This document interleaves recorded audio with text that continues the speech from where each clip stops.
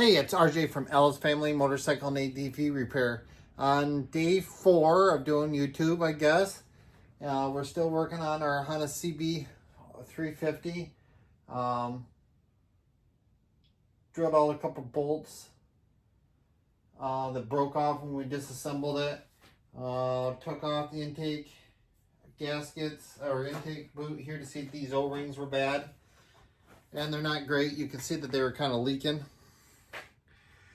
So they're not cracked yet, but they're pretty hard. These O-rings from Honda are discontinued. You can still get them on eBay, but they want $10 a piece for them, which isn't really a bad price. But there's 4 of them, so you'd have 40 bucks in O-rings, and I can get the boot aftermarket, all 4 of them for like 50, 60 bucks. So I think I'll get the boots, and then they'll be softer, and it'll be a little bit easier to put them back together. So on other news, thank goodness for teenage daughters to turn the phone the other way, making YouTube videos. It actually is kind of nice because it gives you a wider picture in the shot and helps with the light glare. So that works out better. I was used to making TikToks before and putting the phone the other way, but such as it is. So we did that. We looked into the spark, but we need to get a battery for it because it needs to have a battery, even a dead battery, to have spark. It had an old glass fuse into it. The ends literally disintegrated when I pulled it apart to check it. And these don't make the best connections in the world. Can we replace and put a glass one back on it? Yeah, but the new pole style. Well, here I go. One in the toolbox.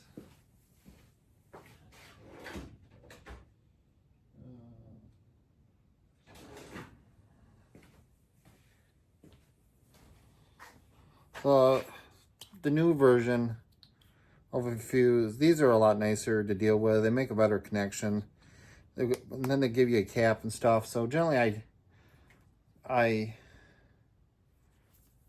I can, take out those old glass fuses and put in a line fuse with the pole fuse onto it. They're easier to find. They're just easy to work on than the glass ones. I mean, sometimes I try to keep glass ones on for originality.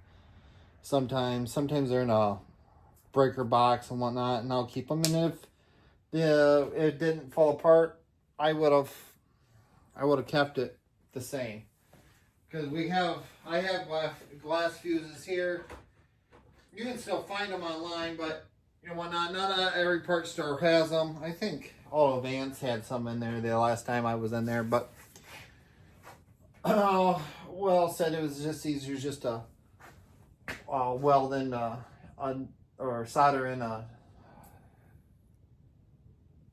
new end onto it. So we're gonna get a hold of the customer. He's probably got about $250 worth of parts. I'm gonna see if he can give us the money for the parts up front, so I'm not holding on to the bag of these because it takes time to work on these. Yeah, still got to take carburetors down to the wash tank to the other shop and get those washing up. But now I'm going to wait for intake boots to come in. So the next thing is probably, I was looking at it. Looks like somebody put on a new chain on it, but didn't put sprockets on it. But he gave me sprockets and rear brakes. So we'll probably take that rear tire off probably tomorrow